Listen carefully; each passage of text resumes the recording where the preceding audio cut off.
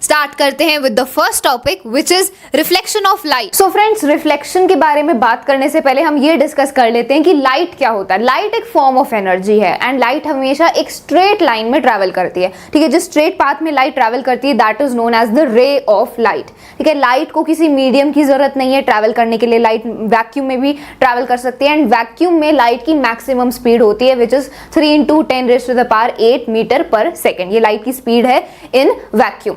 ठीक है, and light का डुअल नेचर होता है, मतलब लाइट का वेव नेचर भी होता है, पार्टिकल नेचर भी होता है। इसके बारे में हम हायर क्लासेस में डिस्कस करेंगे। ठीक है, तो ये लाइट की हमने एक बेसिक इंट्रोडक्शन के बारे में जान लिया। अब रिफ्लेक्शन ऑफ लाइट के बारे में बात करते हैं। तो what is reflection of light? When light falls on a polished surface it is reflected back into the same medium, we say reflection has taken place. जब लाइट की रे किसी पॉलिश्ड सरफेस पर आकर टकराती है, स्ट्राइक करती है, तो वो जो लाइट की रे है वो रिफ्लेक्ट हो जाती है, दोबारा वो रिफ्लेक्ट हो जाती है, बाउंस बैक हो जाती है सेम मीडियम में। ठीक है, इसी को बोला जाता है रिफ्लेक्शन ऑफ लाइट। जैसे फॉर एग्जांपल पॉलिश सरफेस का एग्जांपल है मिरर। कोई मिरर है, कोई शीशा है, उस पे लाइट की रे आई, एयर से एक लाइट की रे उस पर आई, स्ट्राइक करी। अब वो जो लाइट की रे है वो मिरर से रिफ्लेक्ट होकर बाउंस बैक हो जाएगी सेम मीडियम में, मतलब वो एयर से आई थी, एयर में ही रिफ्लेक्ट हो जाएगी। This is known as reflection of light. ठीक है, अब लॉज ऑफ रिफ्लेक्शन के बारे में बात कर लेते हैं। तो देखो, angle of incidence angle of reflection के इक्वल होता है। देखो, जो लाइट पॉलिश सरफेस पर या फिर रिफ्लेक्टिंग सरफेस पर आके टकरा रही है, स्ट्राइक कर रही है, उस लाइट की रे को बोलते हैं इंसिडेंट रे।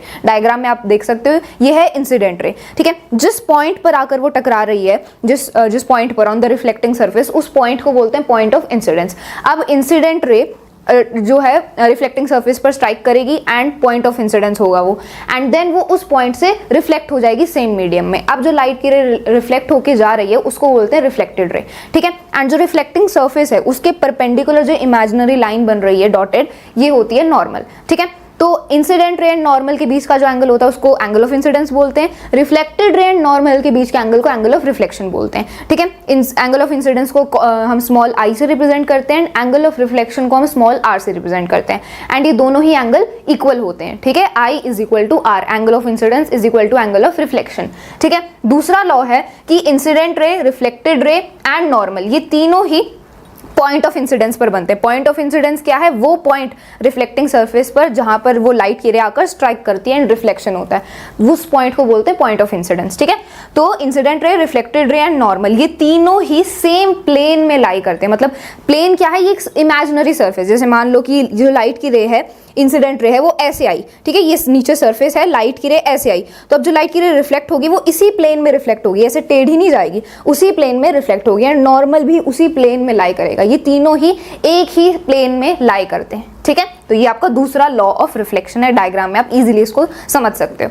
ठीक है, तो ये हमने लॉज ऑफ रिफ्लेक्शन देख लिए। अब इमेज फॉर्मेशन की बात करते हैं। इमेज कैसे बनती है? तो देखो, इमेज उस पॉइंट पर बनती है जहां पर लाइट की रे, एटलीस्ट 2 लाइट की रे आकर मीट करती हैं। ठीक है, वो पॉइंट जहां पर एटलीस्ट कम से कम 2 लाइट की रेज होनी चाहिए, जहां पर 2 लाइट की रेज, 2 से ज्यादा भी हो सकती हैं, आकर वो मीट करेंगी, इंटरसेक्ट करेंगी, उस पॉइंट पर इमेज बनती है।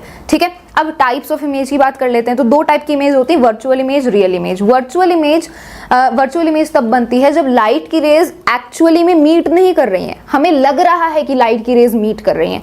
ठीक है, वर्चुअल इमेज को हम एक स्क्रीन पर ऑब्टेन नहीं कर सकते बिकॉज एक्चुअल में तो लाइट की रेज मीट नहीं कर रही ना, एंड वर्चुअल इमेजेस हमेशा सीधी बनती है, इरेक्ट बनती है।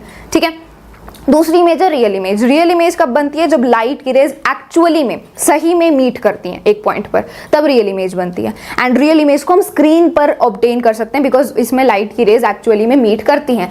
एंड रियल इमेज जो बनती है वो हमेशा इन्वर्टेड होती है, मतलब उल्टी होती है। मतलब अगर हमारा ऑब्जेक्ट ऐसे सीधा है तो जो रियल इमेज बनेगी वो ऐसे उल्टी बनेगी। ठीक है, सो इन्वर्टेड बनती है। So virtual images are always erect, real images are always inverted. ये इनमें डिफरेंस है। अब मिरर्स के बारे में बात कर लेते हैं, टाइप्स ऑफ मिरर्स, उन्हीं के बारे में हम बात करेंगे इस पूरे चैप्टर में। तो देखो, 2 टाइप के मिरर होते हैं, spherical mirror, plane mirror. Spherical mirror वो होते हैं जो एक स्फीयर का पार्ट होते हैं। ठीक है, स्फेरिकल मिरर में भी 2 मिरर आते हैं, concave mirror, convex mirror. And दूसरे टाइप का मिरर है प्लेन मिरर, मतलब जिनकी रिफ्लेक्टिंग सर्फेस प्लेन होती है, सीधी होती है। ठीक है, एंड स्फेरिकल मिरर्स एक स्फीयर में से बनते हैं। ठीक है, तो उनकी जो रिफ्लेक्टिंग सरफेस होती है वो ऐसे कर्व्ड होती है, अंदर की तरफ या फिर बाहर की तरफ, वो होते हैं हमारे स्फेरिकल मिरर। ठीक है, अब देखो स्फेरिकल मिरर में कनकेव मिरर कौन से मिरर होते हैं, जिनकी रिफ्लेक्टिंग सरफेस अंदर की तरफ मुड़ी होती है। ठीक है, देखो एक मिरर में एक रिफ्लेक्टिंग सरफेस होती है जहां से लाइट की रिफ्लेक्शन होती है, एंड दूसरी सरफेस होती है जो कि पॉलिश नहीं होती, जिसमें से रिफ्लेक्शन नहीं होती। ठीक है, तो कनकेव मिरर में जो रिफ्लेक्टिंग सरफेस है जहां से रिफ्लेक्शन होगी वो ऐसे अंदर की तरफ कर्व्ड होती है, ऐसे केव बना होता है। ठीक है, तो ये कनकेव मिरर होता है, आप डायग्राम में भी देख सकते हैं। ठीक है, तो कनकेव मिरर को कन्वर्जिंग मिरर भी बोला जाता है, बिकॉज जो भी लाइट की रेज आती हैं ये उनको एक पॉइंट पर मिला देता है, कन्वर्ज कर देता है, तो कनकेव मिरर को कन्वर्जिंग मिरर भी बोलते हैं। कन्वेक्स मिरर क्या होता है, कन्वेक्स मिरर वो होता है जिसकी रिफ्लेक्टिंग